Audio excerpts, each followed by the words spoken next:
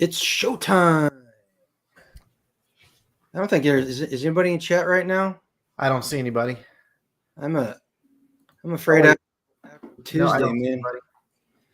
People maybe ignoring me. Anyway, let's hang out and wait a little bit for somebody to show up. Sure. See if there's anybody. Pull up YouTube, see what they have to say. So, are you going down to Self-Reliance? Mm-hmm. Yeah, Data and I are going to go for EMP Shield. Awesome. Got to get a booth right next to us because we're gonna have the tent set up. We're gonna be selling the freeze dried food. There you go. But are you guys staying in a bed and breakfast or VBRO? Yeah. Verbo house? We looked at, man, they got expensive down there. Even from They back got to expensive, but they're still cheaper than the Best Western. Like the Best Western for us to all stay there would be $111 a night.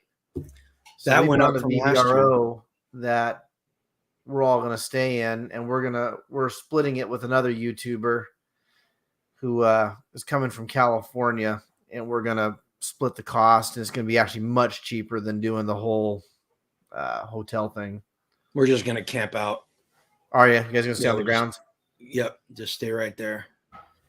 Take the conflicted cards and sit around the fire and get people playing conflicted.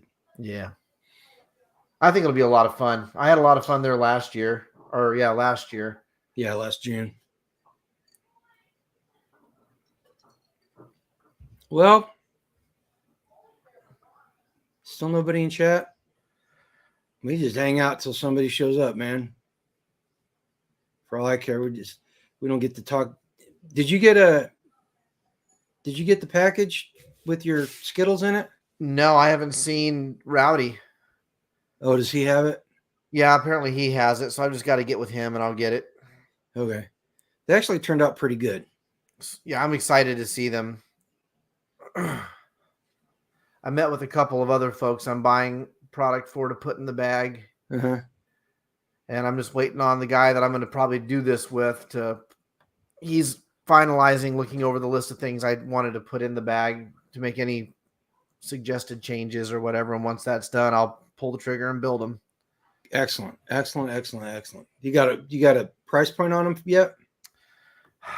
Kind of. This bag is going to be a lot more in depth than the last one I built. The ones I built back in the expo days. This is actually a full on. It's going to be in one of these. This is going to be the bag. Okay. So it's a non-military looking hydration bladder, but it's got enough pockets that I can put all sorts of shit in it, you know. And I think it's going to be somewhere between $159 to $179, depending on what we think we can sell them for. Okay, that sounds good. Jules made it in here. I'm going to have things in mind that no one else has in theirs. Of course, I know one thing you're going to have that nobody else has. The Skittles make them unique. Yep, that's one of 3 items no one else will have in there. You go online and you look up 72-hour bags, and no one has the 3 things that I'm going to put in them. Really? Yeah. Well, Jules, we finally got our first person coming in here. Jules said she's having connectivity problems. At least it's not on my end. She says her phone sucks.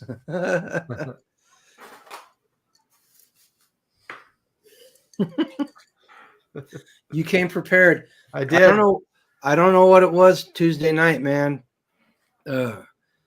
Anytime we started talking about a touchy subject, it's just started lagging and buffering, and finally it actually crashed. Actually crashed our web browser at one point, which it's weird. It never happens.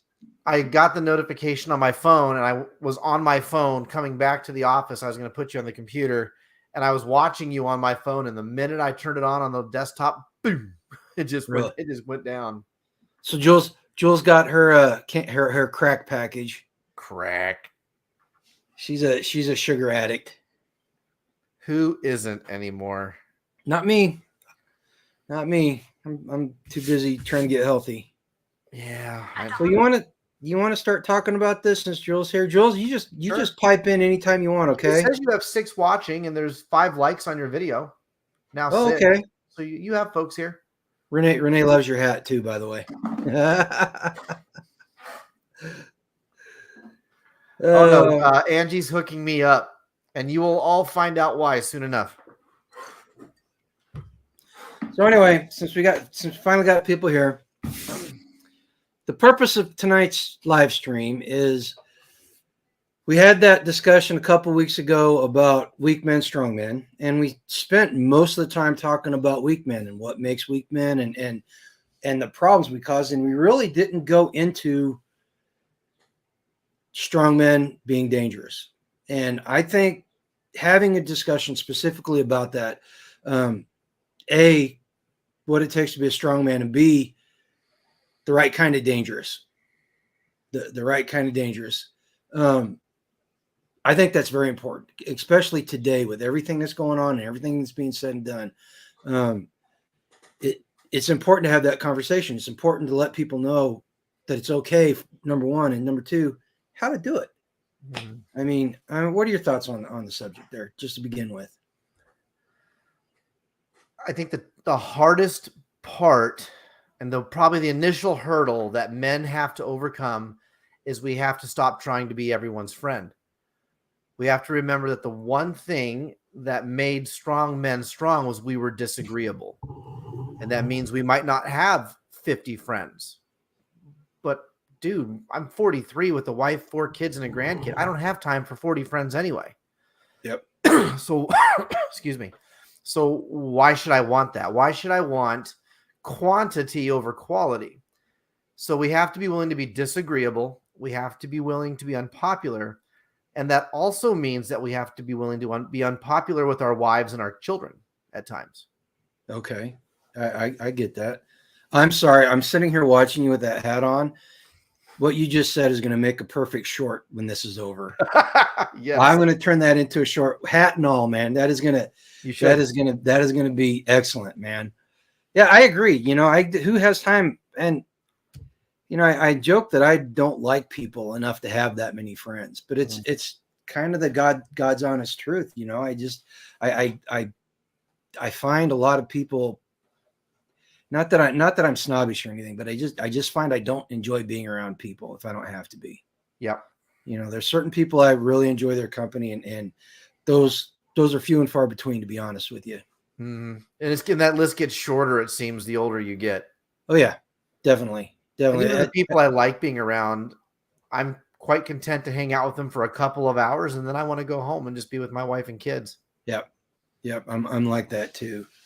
You know, I think at the beginning of this conversation, we need to we explained dangerous weak men. We explained that kind of dangerous. Let's see if we can quantify and explain what a dangerous strong man, the danger that a strong man can pose in this world. What in your mind, what kind of danger is that? Because it's not the same type of danger as a weak man, is it?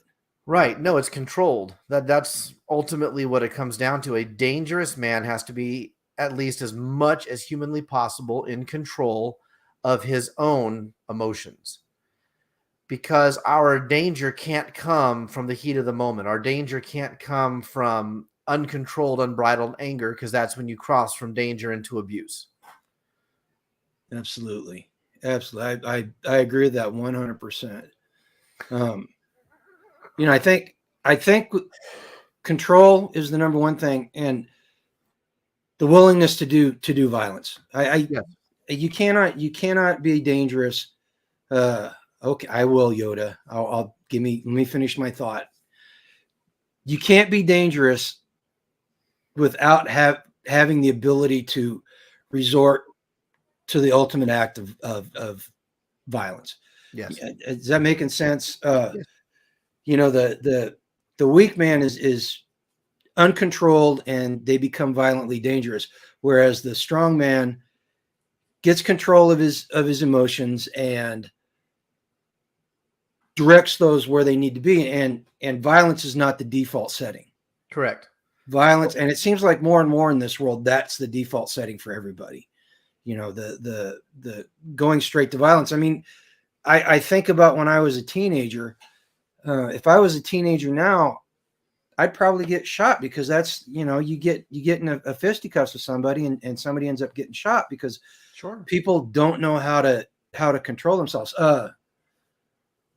Napoleon, I was looking for quotes to help guide this conversation, and Napoleon made a quote. He said, "The strong man is the one who is able to intercept at will the communication between the senses and the mind." And I read that and I said, I thought to myself, that is controlling how you feel. Yes. And that's what it does. And I think if you distilled that down into a single statement, I would say self-aware. Mm-hmm. Strong men are self-aware, and not in the touchy-feely way that the left likes doing it. Okay, give me 1 second. I have to plug this because I told you what I would. On our live stream last week, we talked about Flip Flip the zebra, who lives down the road from us. Flip Flip is raising money for St. Jude's. And we told everybody in the chat, any super chats that come in on this live stream, we will pay the difference of what YouTube takes out of it, and all that money will go to Flip Flip, so it can go to St. Jude's. And we got $55. So as of right now, $55 are going to St. Jude's.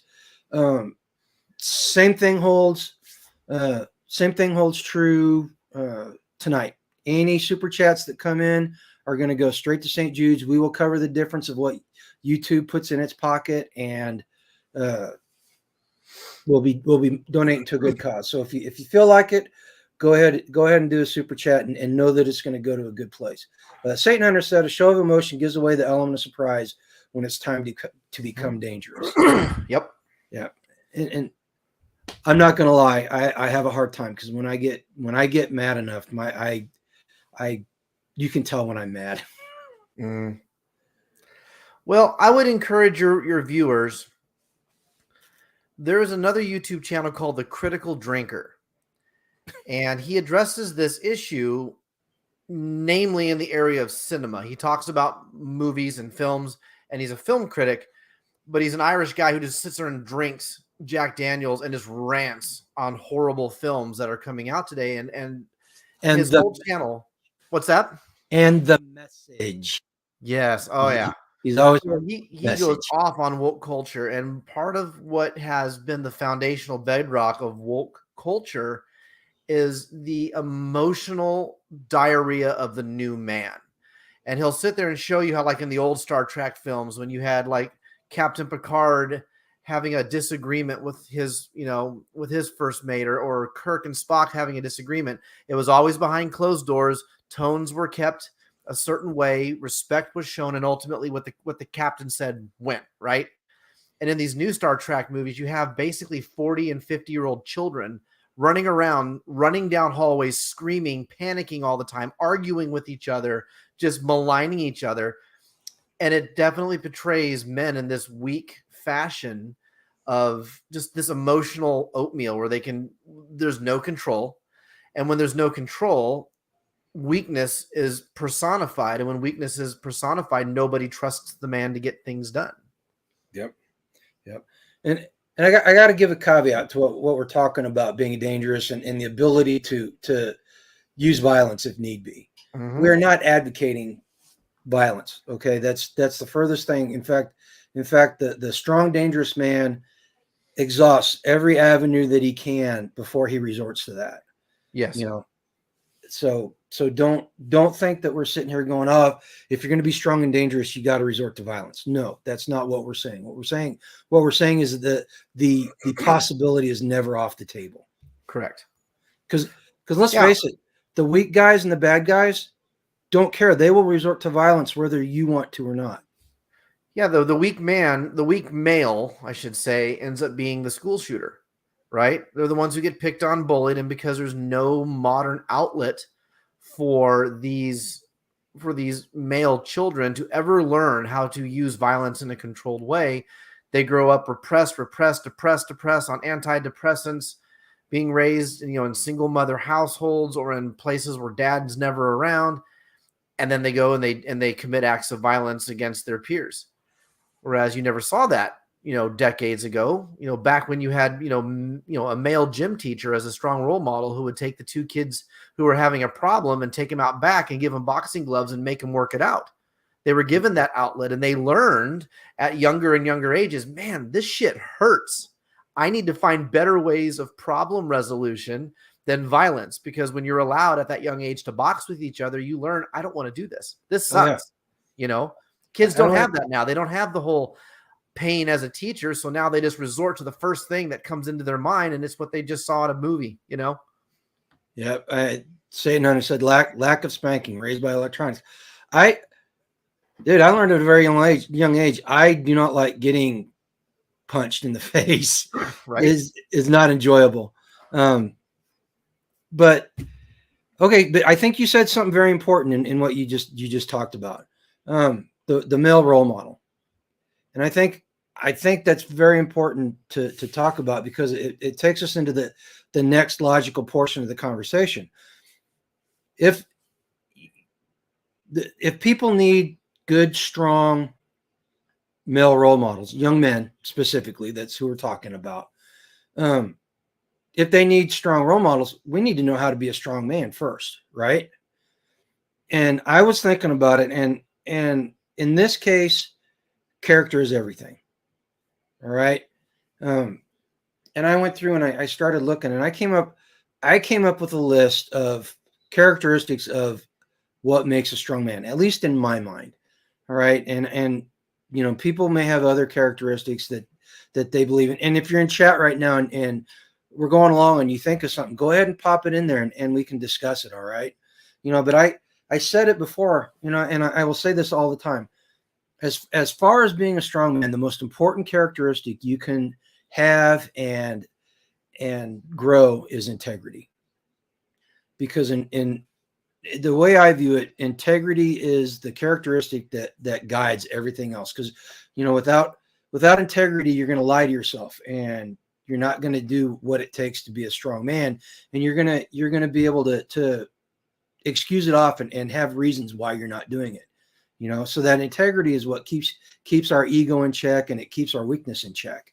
What do you think? What do you think is probably the most important characteristic that a strong man can have? I think you're right. I think integrity has to be the foundation. And I think that this goes hand in hand with the emotional portion of this we're talking about. Think about it.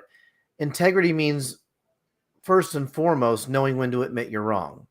And for men, that's hard to do because we're ego-driven. Very much so. Our gender is very ego-driven. So to be able to learn to coalesce to somebody else with dignity requires an immense amount of discipline. And that discipline only will happen if you have the integrity to admit you're wrong in the first damn place.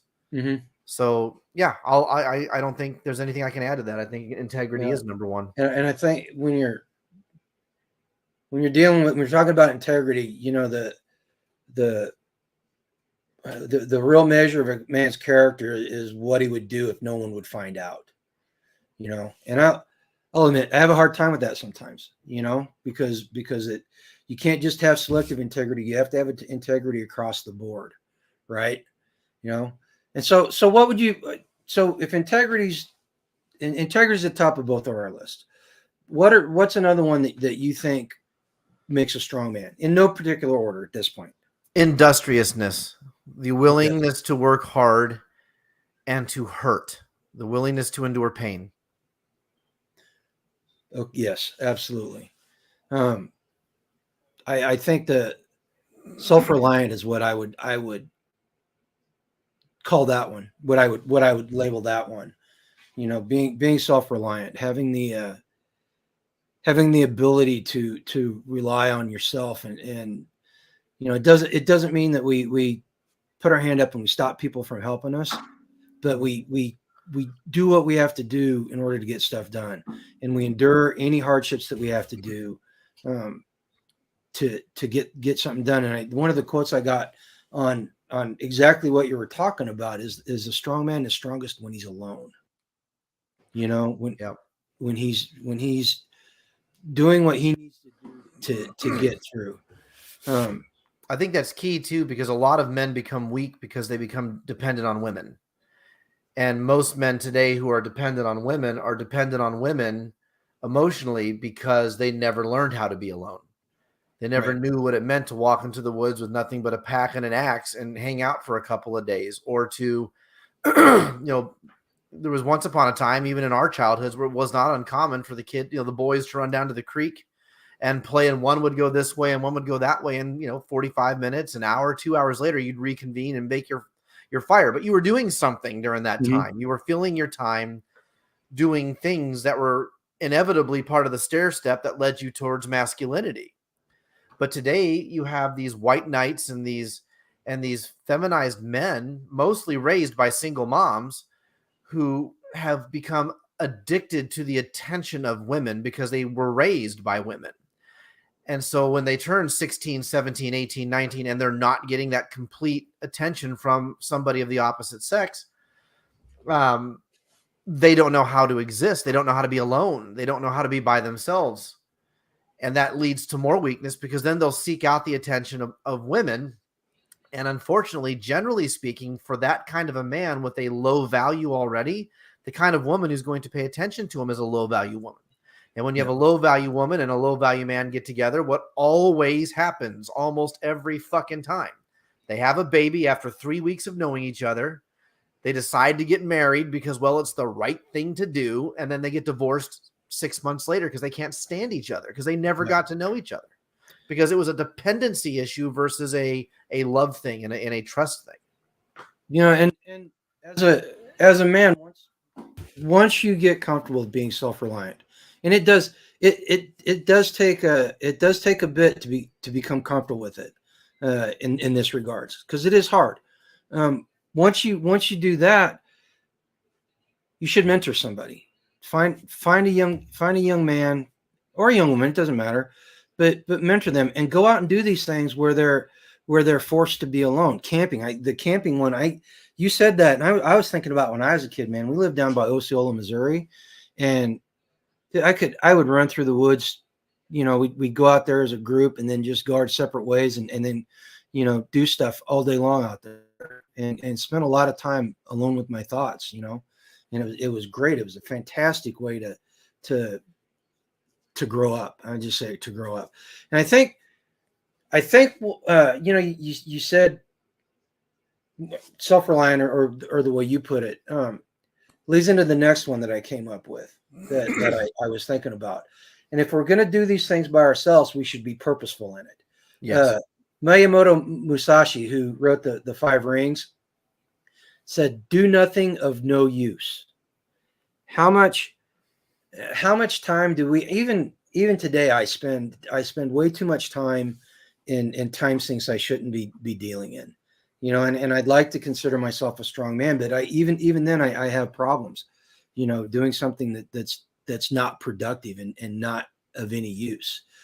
So I think being purposeful in our self-reliance is paramount. They go kind of hand in hand. One builds on the other. Yeah, I agree. And I think that there are certain behaviors that males engage in at younger ages, which absolutely are empty. Yeah. They're not profitable. They're a waste of time, and it tends to be involving self-indulgence. Yep, absolutely. Video games probably top of the list right now. I would say porn.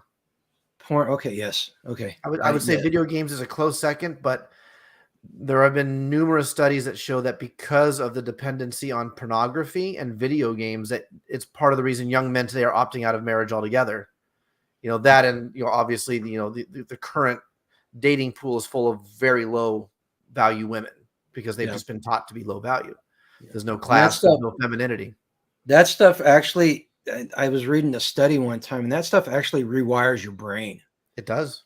And you have to, it's harder quitting porn than it is any other addiction that people have. Well, sure. It's the secret sin, right? It's the thing you can do to be fascinated by things you're not allowed to talk about in public. Yeah. which is All right, why hey, society now is so full of people talking about that shit in public. oh, Starless here, and full disclosure, I was in the military. Porn is Same. porn is part and parcel of your life. It is. And I really wish that I had not been exposed to it at the age I went to military school. So you probably got it pretty early. Yeah, I got it way early. Same here. Not military school, but I got into, I was exposed to it very young. And the first time you see that shit, it's like, bam, it's crack. Right, exactly. Especially when you're hormonal teenager. Well, yeah, you're still retarded, man. Your brain hasn't gotten hard. Yeah, you're still Something retarded. else has, but not your brain. Yeah. I think another one that was on my list was standards or being dependable. All right. A strong man has standards, and weak men can have standards too, but they're pliable. The strong man, the quote I had was, strong men don't have attitudes, they have standards, which means you're dependable. Right.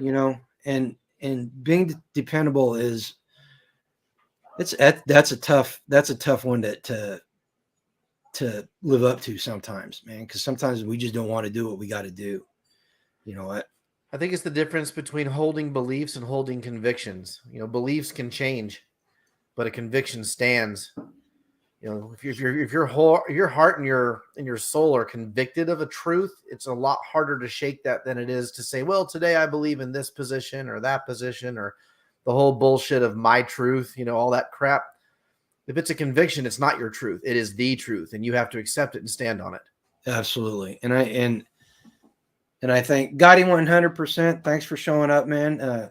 Satan Hunter just agreed with us. He June edition. Yeah, he made the point perfectly right there, man. I agree with you, man. The convictions and it goes back to how do you get convictions? You have to believe in something larger than yourself. Yes. Self-reliance is great for starting fires and growing your own food. But at the end of the day, we're still fallible men, right? You have to have something you can fall back on when you're weak and when you fall. And other strong men are certainly part of that. But if there's not an underlying undertow of a foundation of something, and I'm just going to say it's faith, then you're going to be pretty a rudderless ship, just going in the ocean, whatever direction the waves and wind take you. Oh, absolutely. I spent 10 years in the Marine Corps, almost 10 years in the Marine Corps. And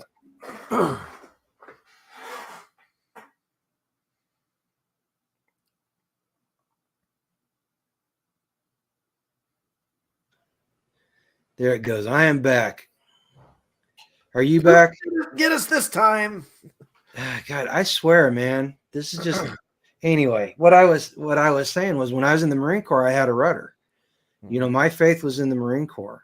Mm-hmm. Once I got out, I was lost.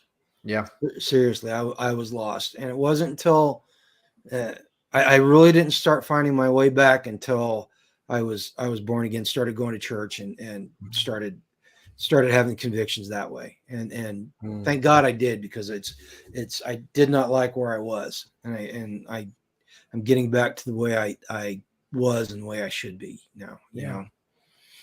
Same, man. I've recently fully disclosed to the world that I have left atheism behind 100%, and my faith is restored, and I have felt much better about my life ever since. Yep, absolutely. So the next one, we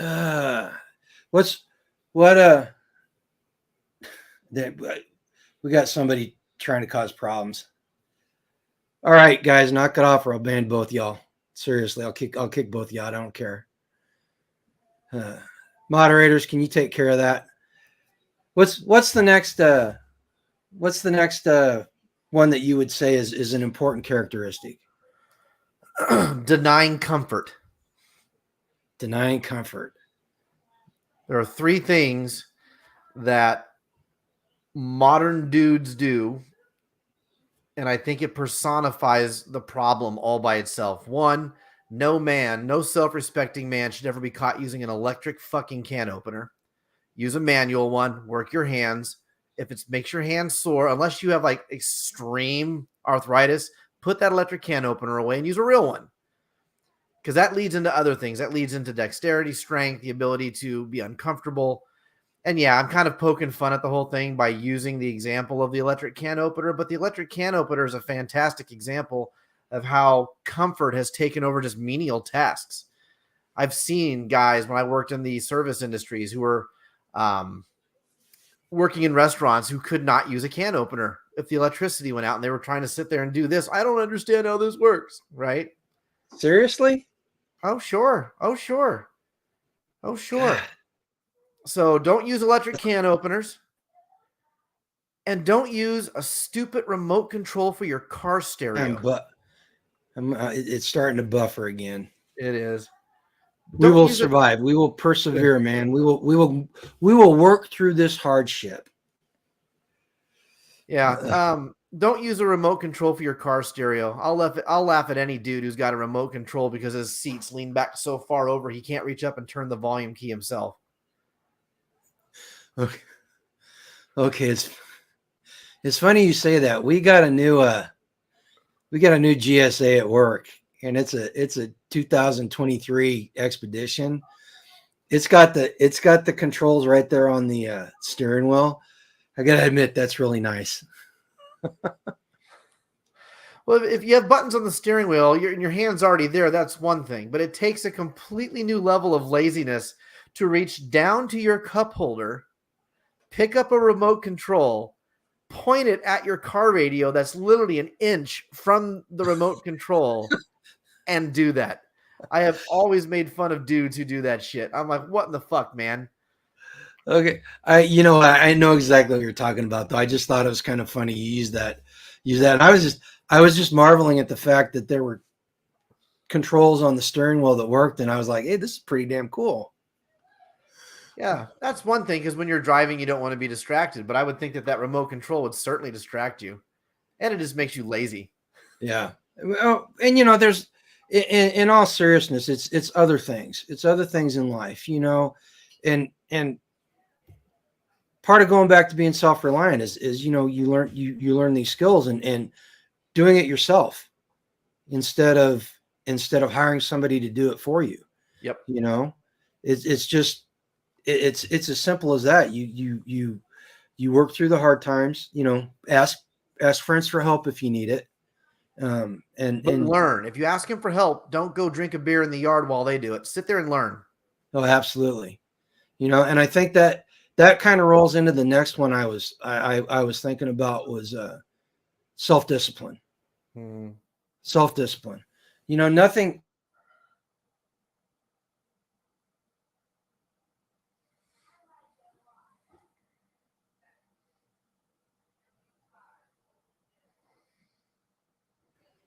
A strong man believes in cause and effect.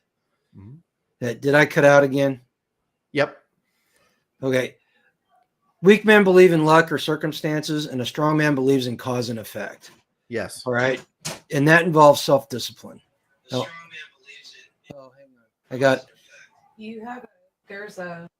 I'm sorry to interrupt. There's a troll in there. Did you kick him out? You're hitting something, and I can't remove them. So it's gaudy, and they need to go. Wow. So if you can control it better than me, then get that out of there. We're not going to have that smut on our channel. I didn't even see what they were saying. You don't even worry about it. I removed a lot, but there's some at the bottom I can't. That's right. More weak men. Yeah, more weak men. Gotta come in here. Let's see. I'm gonna put him on timeout too. Actually, you know what? They're on timeout. So we'll see if that takes care of it. If they come back and cause problems in the chat, we'll just block them. It's just one of those things. Anyway, going back to what we were talking about, the self-discipline thing. Self-discipline leads to causing things to happen. You get up in the morning, you make your bed, and then you go make the rest of your life, and that Yes. takes self-discipline. And too many things in our world uh, don't promote that in young men these days. They're allowed. They're given. People make excuses for them. And that's I saw it with my kids' teachers all the time. And I had to tell them every year. I had to tell them, hold the kid accountable, make him be self-disciplined. And it hurt him in the long run. No, for sure, man. And there's a lot of parents who won't force their children to behave and to learn how to behave well, and especially in public. And those are the kids that end up growing up with the problem, right? They're the ones who grow up not being very masculine because they never learned boundaries. They weren't disciplined. Again, those are the ones who grow up to beat the shit out of their wives or to be absentee fathers or whatever. Yep. And I think a key part of self-discipline is critical self-reflection. Mm-hmm. The statement, the quote I found on that one was, "I am strong because I was once weak. I am fearless because I was once afraid, and I am wise because I was once foolish." And being able to look at yourself with a critical eye and figure out where your weaknesses are, and having the self-discipline to address them. First of all, having the integrity to acknowledge that you have these weaknesses, and then having the self-discipline to rectify the situation and become a better person. And I think that's I think that's why. How do I put this? The left has ruined self-reflection. The left has made it navel gazing. Yes. Instead of critical. So what's another one you got? Oh, let's see. What have we done? We've done industriousness, integrity, being willing to accept pain, not wasting your time. I would say time management, actually. I think time management is important. I think the reason that a lot of people, and this isn't just unique to men, but it certainly affects men, is that they don't learn time management, and so they go through life kind of not understanding structure, not understanding how to backwards plan things, not understanding how to figure out the means to solve their own problems, and it all comes down to a issue of time management. And so I would say time management is important for masculinity, because when you learn to control your time and you learn not to give your time away foolishly, you're instantly combating all of the low value people in your life that are going to try to suck you into that emotional vortex that leads you into being weaker. Mm-hmm. Absolutely. Starla said humility and the ability to ask for help and offer help is important too, which I agree with. It probably one of the hardest things I have to do in my life is admitting that I need help. And it's been something I've dealt with in my professional life for a long time. I get on a problem and I need help, and I refuse to ask for it, and I end up making things worse. Yeah. And right. Knowing your limits and knowing how to strategically place people in your life to help bolster you past those limits, I think is important. Absolutely.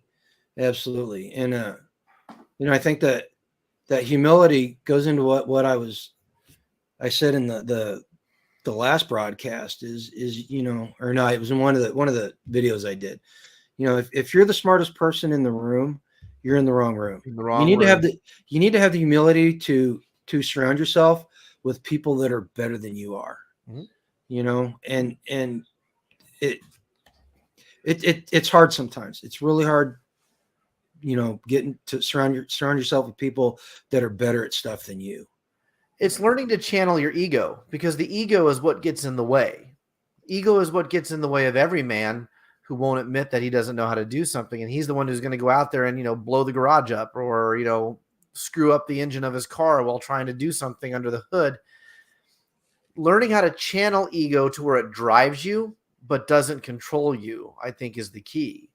Because it takes ego for a man to be a strong man. It takes ego to be violent when necessary, but it also takes the humility to control that ego, to learn when the ego should be channeled, not relied upon. Absolutely. Absolutely. And the help, offering to help others too. That the charity has been mutated and bastardized in modern society, and a lot of people, what they view as charity is self-aggrandization, because it's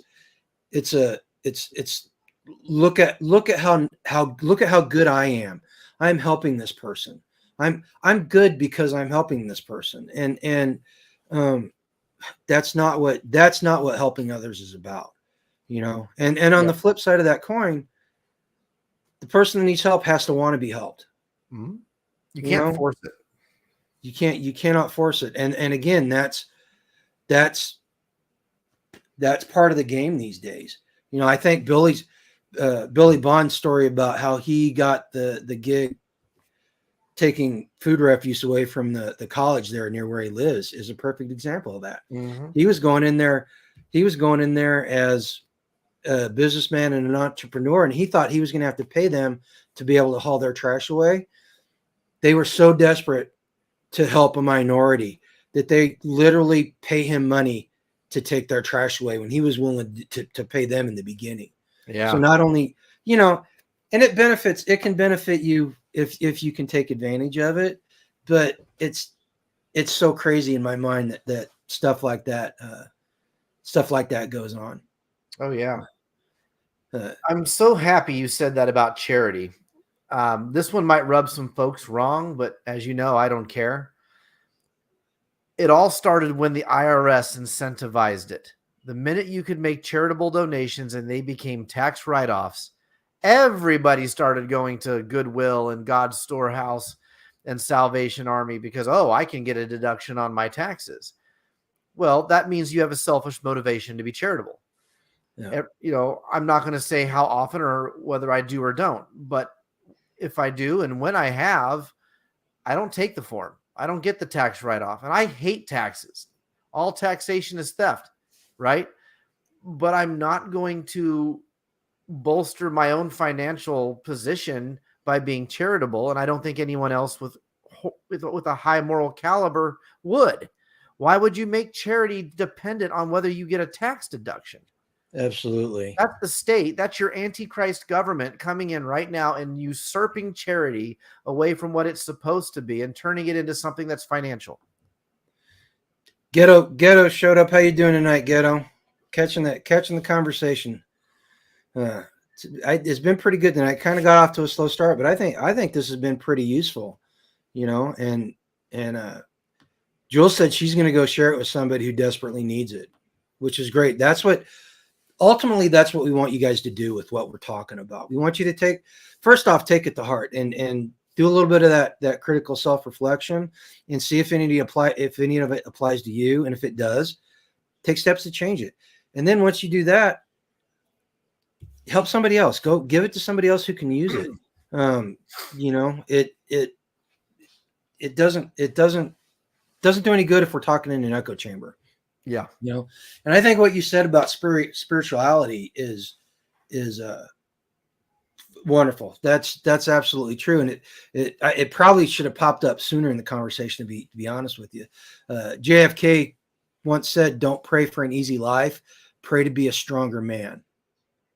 And you get that through spirituality and that faith in a higher power and a higher purpose, I'm sorry, every single person that I've met that was a narcissist that looked at themselves as the ultimate decider of what's right or wrong has been a weak man. Ultimately, their actions betrayed them. It is. It was one of the hard-fought lessons I've had because I've had a contradictory life for a while. Being an anarchist, I obviously don't believe that other people can come into my life and tell me what to do, right? I obviously believe in self-autonomy, but through this transition that I've gone through from atheism back into spirituality, I've started to really realize over the course of the last few years that you can't really be an anarchist if you're not bound by the rule of God. Because if you're just someone who believes you can do whatever you want for whatever reason and fuck the consequences and fuck everybody else, what you're ultimately going to have is license. And license leads to, I don't know, to use an old biblical term, lasciviousness.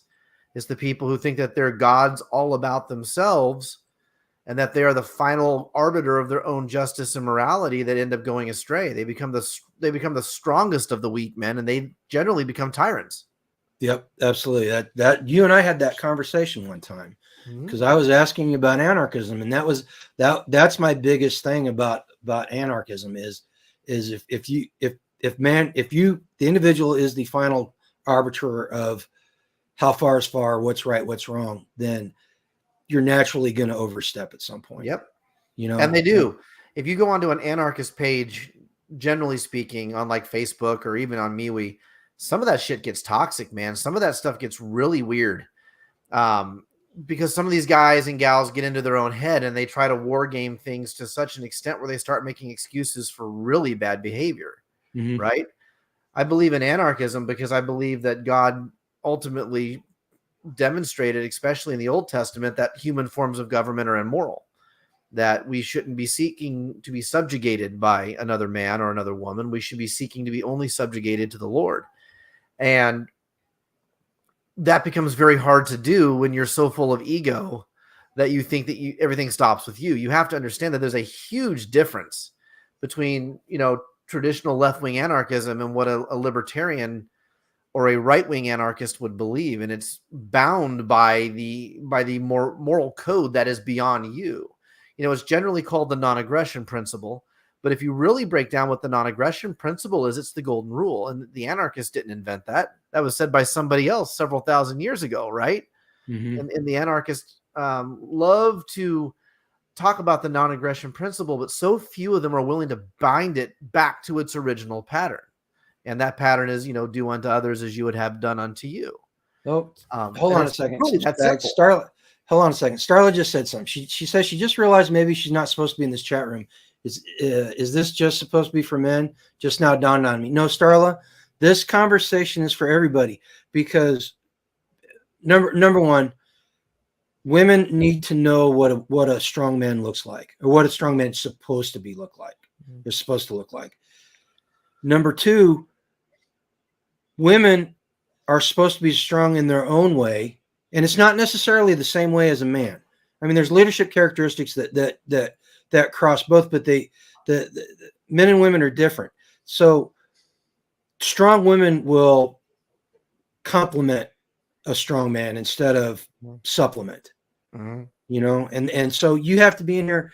You have to be in here to know, number one, what a strong man looks like, and number two, what's expected of him. Because if you're in a relationship with a man and you want them to be strong, you have to hold them accountable. They have to be held accountable, and a strong man will want to be held accountable, and he will want somebody to compliment him. He doesn't want you stepping up and doing his job. He wants you to help him do his job. Yes. All right. So we want the women in here, and we want you guys in here, and we've been talking about it. Yoda and I are trying to figure out how to have one of these discussions with a panel of 3 or 4 women, and she doesn't like it. I call it a mama bear conference. Get a bunch of mama bears in the room and let them talk about what it takes to be a strong woman. That'll burn down the internet right there. Oh. Well, I mean, and to be completely fair, Starla, the fact is, I don't know that I'm qualified to talk about what a strong woman is. I'm not. I can have opinions, right? I can have what my vision of that is, but I don't know that somebody with my anatomy should be the one on the internet blabbing about women. I think that it's our job as men to hold other men accountable and to bring to light true masculinity and what that means. And so, yeah, that's what the conversation is. But G is right, man. If you don't know what to expect, or if you don't know what you should expect in a man, then that's when the self-reliance or the codependency that we talked about earlier comes in, right? Where all of a sudden no one knows how to be without the other one, and that leads to toxicity in virtually every relationship. And even just this is going off on a tangent. Then I want to talk about what's up on what Satan Hunter said, but going off on that tangent even further, a strong woman, a weak man cannot handle a strong woman, right? And unfortunately, we fall in love, and if we don't know the other person fully, you could get yoked to a weak man, and it's just going to cause problems. And weak people don't, unless they want to change. Not even that. Weak people don't want to change. Weak people revel in being weak, and there's a difference between somebody who is strong at heart but weak at the moment versus somebody who's weak at heart. Yeah. And those people that are weak at heart will always drag everybody else down.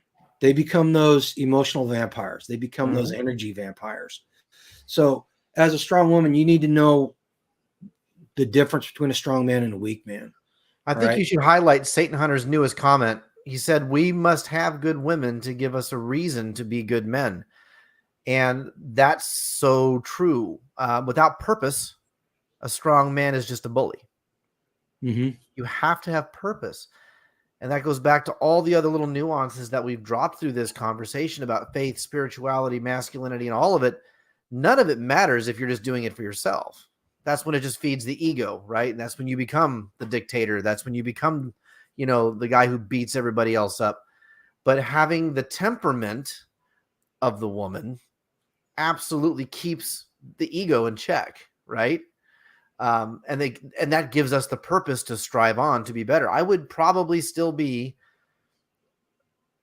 lazy, playing video games all the time, and every damn thing else if it wasn't for the fact I was married with kids. I mean, what else is there for a single man at 43 years old to do? Dude, every dude, I don't care how strong you are, every dude deep down inside wants to be Peter Pan. If we could survive and get away with being Peter Pan for our entire lives, we do it. Yeah. Seriously. It's the responsibility of raising a family or starting a company or something like that drags us out of that morass and makes us be productive members of society. I was in the Marine Corps. My purpose was being a Marine, but it wasn't until I met Yoda that the constant drinking and the carousing around with women. And that's how I spent all my free time. I spent all my free time doing that. It wasn't until I met her that all that stopped, and I started actually thinking about a family and actually started raising one. Yeah. It gives you a purpose. And then once you have a purpose, you put a goal. And once you have a goal, you meet it. And once you meet that goal, you realize how far you've come. And so you build another goal. Yeah. But you can't do that without purpose. So but we were talking about spirituality, and Saint Hunter posted this one up. And I think this one is one of the characteristics that I came up with. He said, those who make the most judgment generally possess the most bones behind their door. And that was one of the things that I was thinking about was transparency. And, a strong man is transparent. And I'm not saying you have to divulge all your secrets. And I'm not saying, because we're just by human nature, we're all going to have stuff that we don't share with other people. It's just who we are. But in the larger picture of things, the strong man is transparent. He has nothing to hide. I think that is more true than probably anything we've said so far. One of the things that my old boss used to tell me, and my old boss when I was a house painter, we were in construction. He was an old crotchety German guy, really hyped up the whole concept of masculinity and really kind of started to help me learn where I was deficient. That was where it all started. But one thing he told me is that if your wife doesn't know things about you that would absolutely destroy you in public, then you don't trust her and you shouldn't be with her. And I think that fits into your transparency. My wife knows things about me nobody else knows. Mm-hmm. My wife holds truth about me that if it got out, I would be finished. No one would ever watch the video I'd put out again because I'm a worthless sinner. And I have been a worthless sinner, right? And the only reason I feel at this stage in my life that I should even have a YouTube channel and a persona online is because I feel as though I have enough mistakes in my background that hopefully I can tell somebody, don't do this. And maybe through my gruff mannerisms, I'll attract that male audience that right now is desperately seeking it. But no, transparency. If your wife doesn't know the thing about you that would destroy your reputation, then what in the hell are you doing with her? Yeah. And vice versa. But I think it's more important for the man. I think it's far more important for the man to be willing to lay that burden at the feet of his wife, because again, that puts us into the purpose. Right now, she knows where I've been. She knows what I've done, and now she can hold me accountable to do what I must do in the future. Yep. Yep. And again, that's probably been one of my biggest hurdles in our marriage is transparency, and again, it goes back to the whole ego thing, the whole ego thing, but I'm working on it. I'm always trying to become a better person. Yeah. That's why I love these conversations with you. And I love the conversations with Tag. Really, again, dragging me up out of the morass, having these conversations and getting these other viewpoints, the conversation a little bit earlier was about the weak, and I'm not talking the weak of heart. I'm talking the frail and the people that are weak, the tiny woman, the child, the orphan, the handicapped. The strong man stands up for himself, but it takes a stronger person to stand up for others. It's really easy to protect my best interests. Right. It really is. It's a lot harder to protect somebody else's best interests whenever it's contrary to my best interests. And I think that's one of the things, being in the military. You probably went through this thing too. You realized that you weren't doing it for yourself. Mm-hmm. You were laying, especially those guys that are in combat, which I never had to do. Thank God. They're out there fighting for, their buddies. Yeah. They're out there willing to die for their buddies and not themselves, not save themselves. So takes a very strong man to be like that, and we should all aspire. We should all aspire to do that. Ghetto just asked a good question. What do you ask? Here we go. Is it the not sure? Yep, that one. Let's tackle that. That ought to be fun. Not sure if it was talked about. Do y'all think a strong man needs a balance of femininity mixed in there somewhere? If he does it make him stronger or weaker? Think I worded that right. So you're chomping at the bit to say something. Go ahead, man. I can tell by the look on your face. There was once upon a time where I was the traditional chauvinist. And if my son picked up a doll, I would say something. I'd give him shit. And my wife and I had a conversation about it. And it was one of those times where she absolutely got me.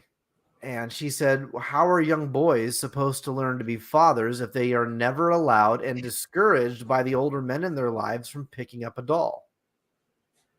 And she really stumped me with that one. I sat there and thought about that one, and I had nothing, because normally I was somebody that would absolutely have a comeback for damn near anything someone said. And I had to think about it. And I was like, you're not wrong. I have nothing to argue against her point with.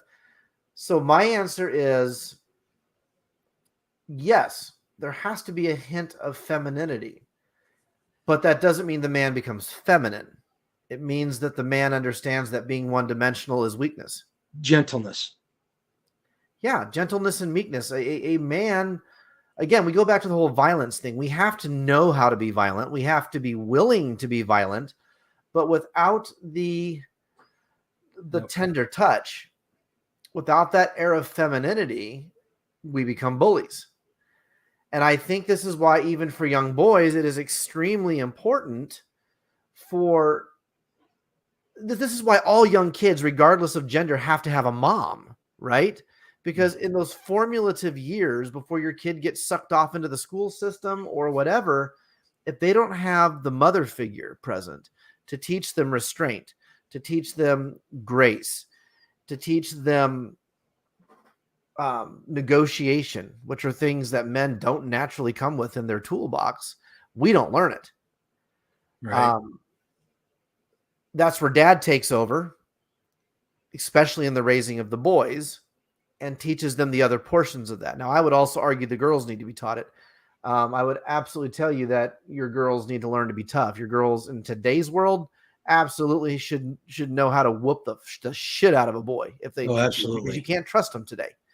I would absolutely agree that your girls need to know how to use power tools and chainsaws and learn how to shoot guns and all that.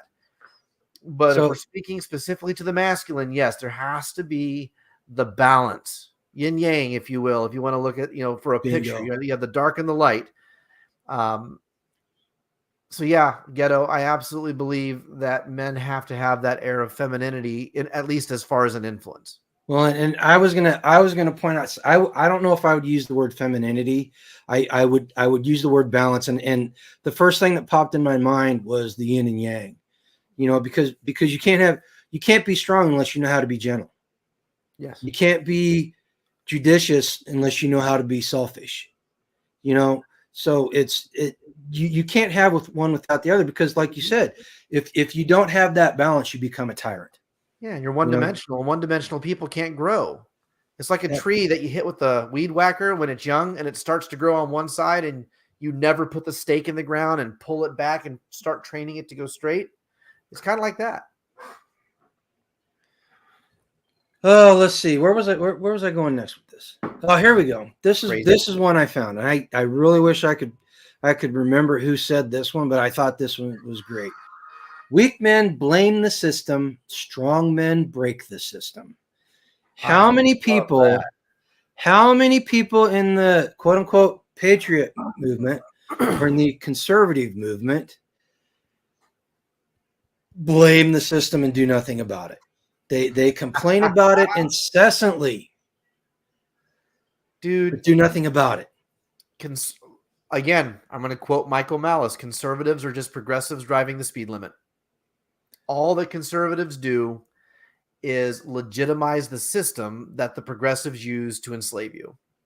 It's why they can't win. It's why they never will win. And it's why, I'd look at them and say, oh, you should have voted harder, I guess. I don't know. Break the system. I love that. Yeah, I saw that, and I was like, that is perfect, especially considering the whole community movement that we're trying to push. Yeah, everybody loves the hat. Jonathan showed up. Must be done doing dishes. Trying to make sure that the live stream doesn't crash tonight. And it's done a pretty good job. Hold on. Oh, now you look like the Tin Man. But I with the whole community movement that we're trying to push, and the alternative economies, and the taking back your local politics and your local school board, that's breaking the system, and it's nonviolent. It has nothing to do with violence, but it's extremely dangerous to the people that are in power and the people that like the status quo. So yep, it's important. And when you look at something that's wrong in your community or in your life, and you want to blame the system, you want to say it's the system's fault, this is happening to me. No, take ownership and do something to break the system. Sure, you can only bitch about cheating in the elections so much and then continue to vote. You know what? What's the point? And if you're a parent, if you're a parent with a small child right now, the most rebellious thing you could do, aside from plant a garden, in my opinion, is raise a strong young man. Mm-hmm. And to be a strong young man these days is exponentially harder than it was when I was a kid. Mm-hmm. Because strong men were still role models, and now they're monsters. Yep. Now they're toxic men, they're chauvinists, they're xenophobes, they're sexist, and all these other stupid words that get labeled onto us because we just don't go along to get along. Exactly. Jordan Peterson says it. You have to be disagreeable to be a true man. You have to be willing to be a stick in the mud and say, no, I'm not doing that. Okay.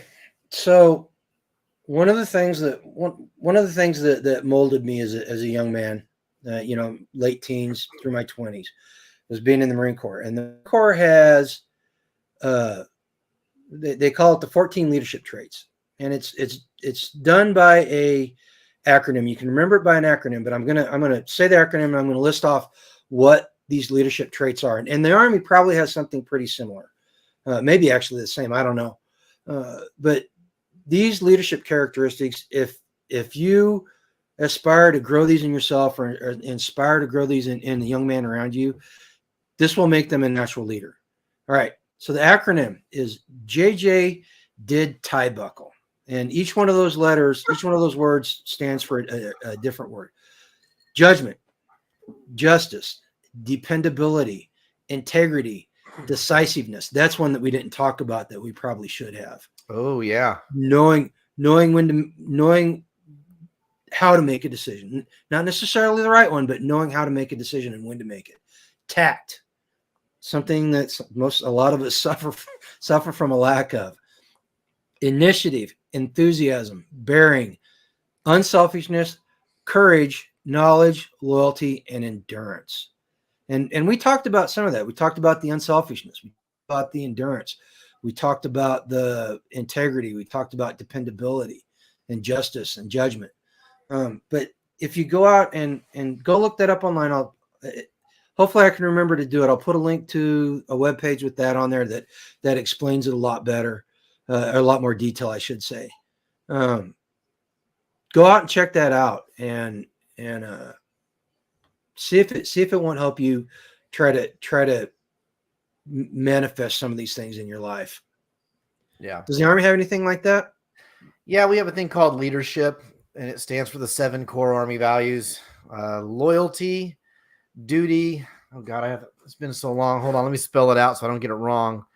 Leadership. It's loyalty, duty, respect, selfless service, honesty, integrity, and Professionalism.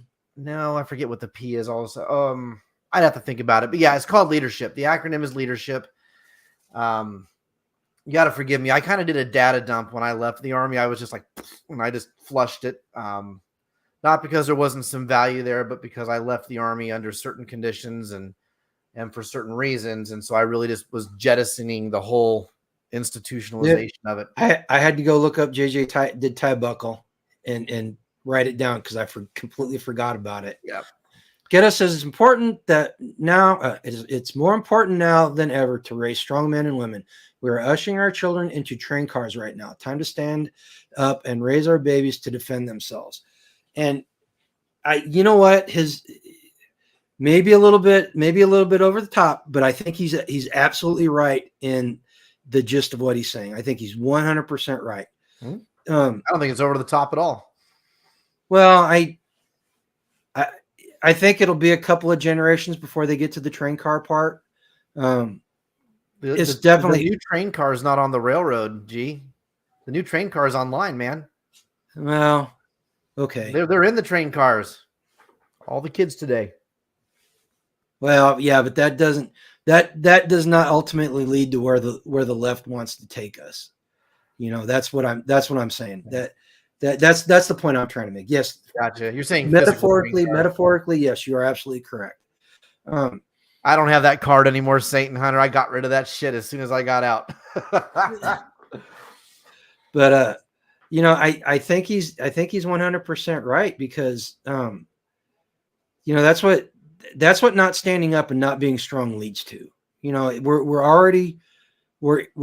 into the demonization phase. Mm-hmm. And actually we're past the demonization phase. We're actually into the persecution phase. Go ask the people that were at the Capitol building on that certain date.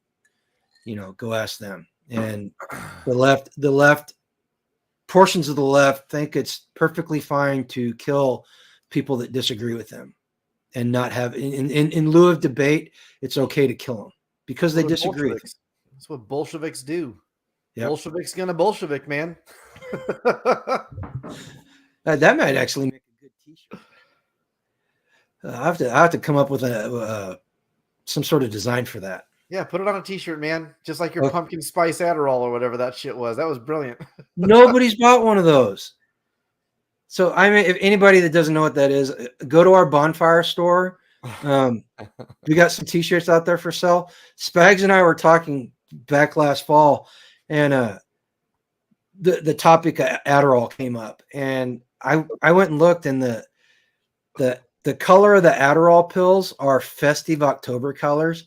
So I've got a t-shirt that says it's fall time, school starting and time for pumpkin spice Adderall. Yes. Yeah. Put the link for that t-shirt in this video, and all of you people support your local channel. Go buy one, man, and wear that shit. We're proud. It's awesome. Just go look at it. You don't have to buy one. I mean, I don't want to buy it. Well, go. Someone's Yeah, I'd like people to it. buy it. Yes, I would like people to buy it, but I'm not going to sit here and ask them to because, I will. Go buy the shirt. It's hilarious. It is. And just so you know, the pill on the shirt actually came from the FDA website for drug identification. I did not color it. It's the actual color of the pill. So that's why it's so funny. Oh my goodness. I did not mean for it to go that direction. Nah, but it's funny.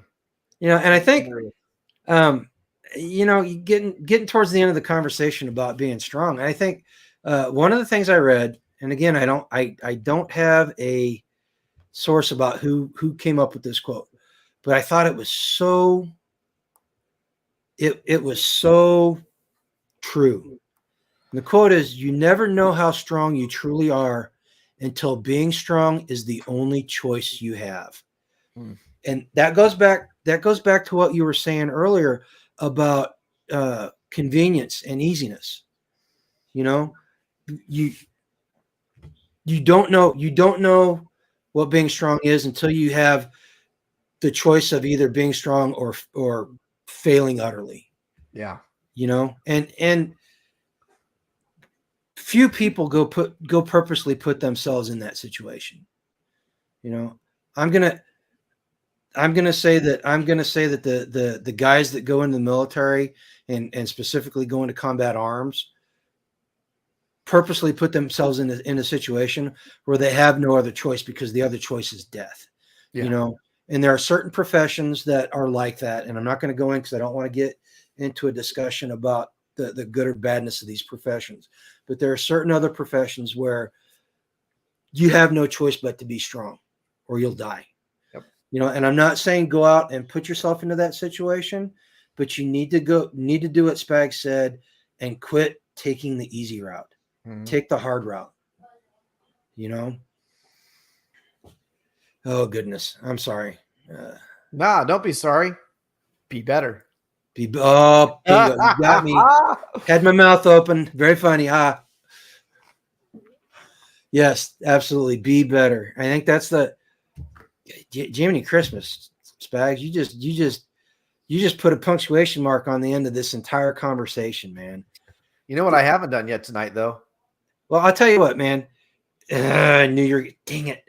I was hoping that you wouldn't do that tonight because I forgot to get my response. I next time we have a conversation, I will have it ready and I will give my response. I'm going to hold you accountable, G. Where's your response? Okay. That's what makes us better men, holding each other accountable. No, but I think you that your comment and your catchphrase is 100% correct, man. Don't be sorry if you're weak. Just be better. Mm-hmm. Understand that you've got a weakness and go to address it. Be a better man. Because we can't. Going back to what Ghetto said, we can't mentor our kids we can't raise strong children unless we're strong men and women. John Willis says it too, man, when he's like, just do something better today you did yesterday, and then tomorrow do another thing better. And then that's 2 things in 2 days, and do something else and just get better and better incrementally. I mean, no one's going to do it overnight, right? For Greta. Do you want me to show them? For Greta, yeah. Oh, yeah. Angela says this is the response to Greta. Whoa. When you first held it up, there was some glare, and I'm like, oh my God, what is this? A Proud Boy rally? No, no, that's the gnome. This is the only gnome in Yoda's life that she's not completely terrified of. Oh my God. Jenny loves garden gnomes. Oh man. I am sworn to secrecy on why she does not like gnomes, but I'm telling everybody, number one, it's funny as hell, and number two, it's 100% legit. I completely understand why she's that way about gnomes. That one's funny though. I like it. Yeah, but so yeah. You got anything else you want to say on the topic, man? No, man. I think we've called it out pretty well. I think at this point, it's implicit on the men watching to take from what we've said any little nugget of truth that they find. You know, some of them might not need it. Some of them might. You know, like I tell folks all the time, this is just my personal brand of bullshit, you know, and it's just me saying what's on my heart and mind, and it might not matter to you, but we will not restore civilization to what it's supposed to be until men stand up, get the fuck off the couch, and start feeling pain again. And it's up to us. We're the ones who are supposed to lead that charge.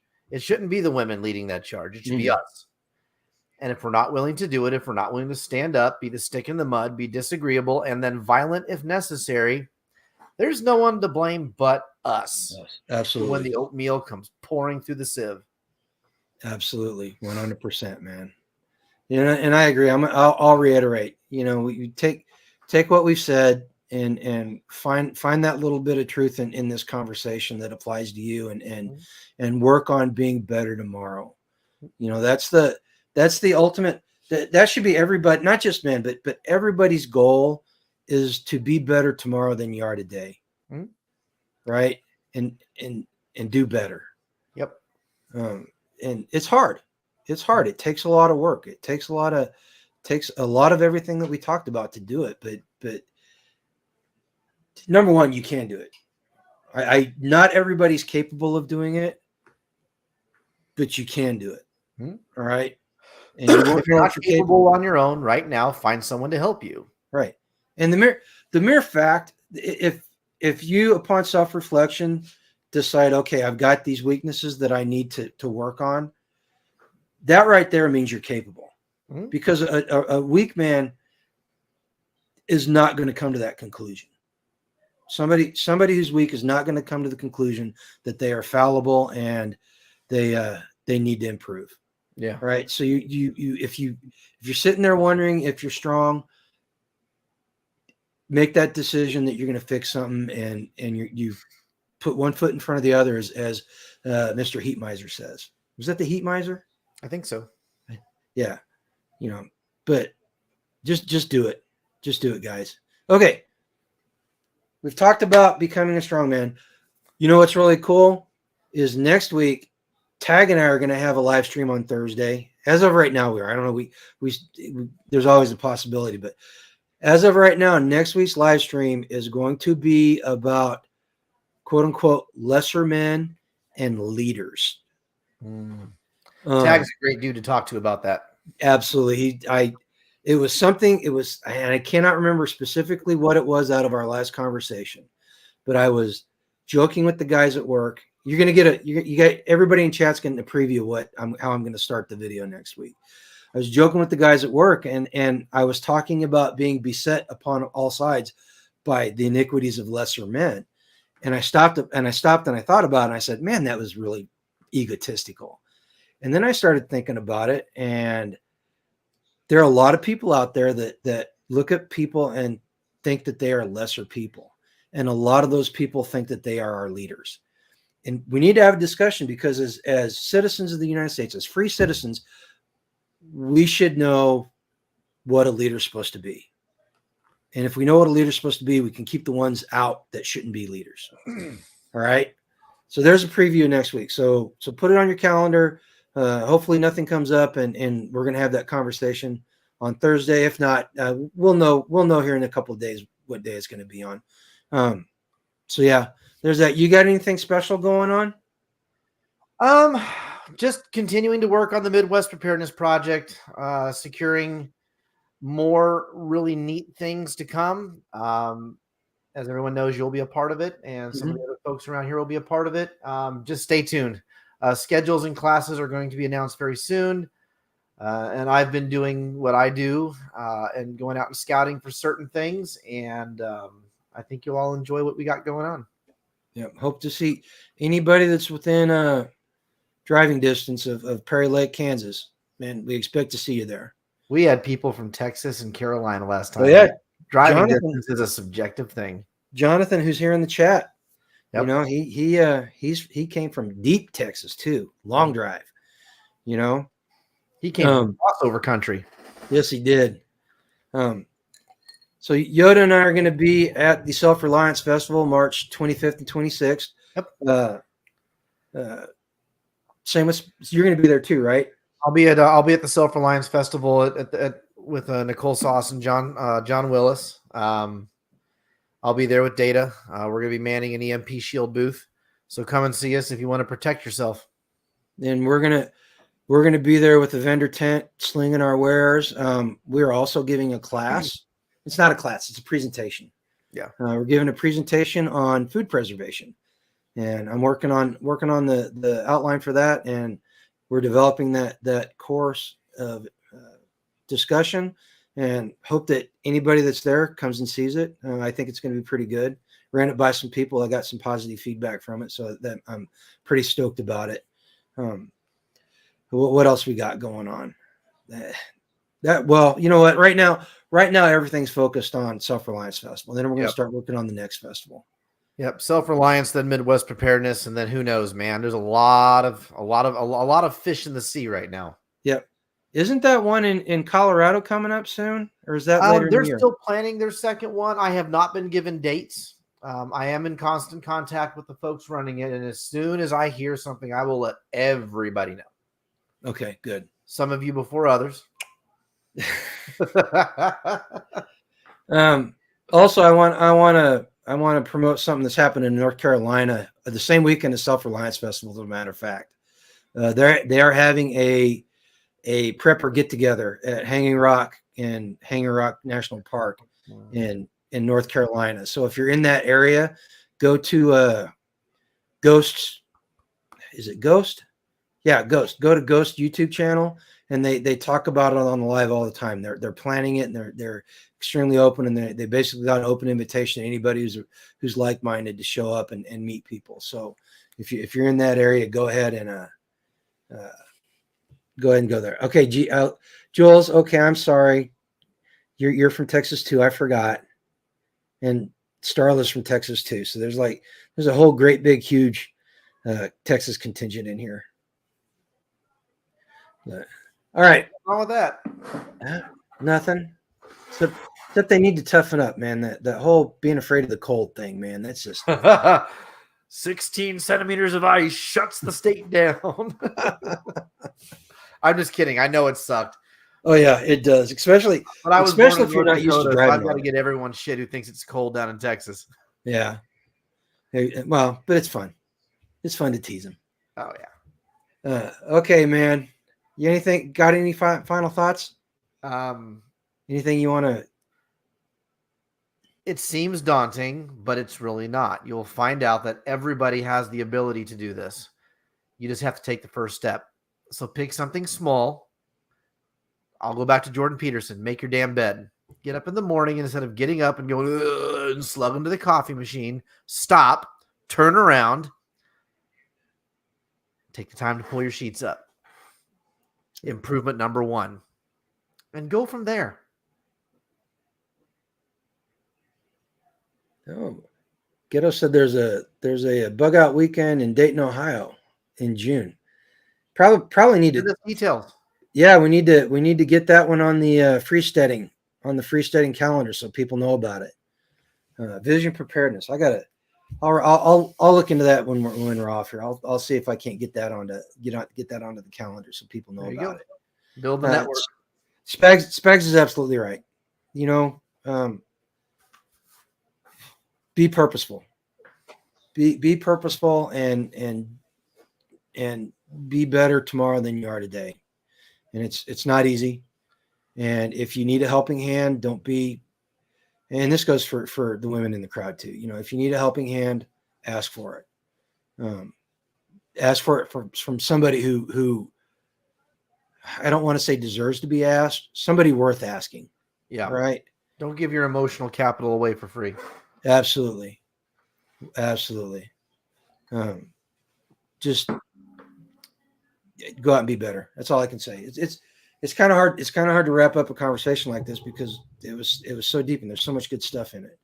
Well, we're going on almost an hour and a half. It's been fantastic. We had a couple of the stream was much more healthy today than it was on Tuesday or the week before.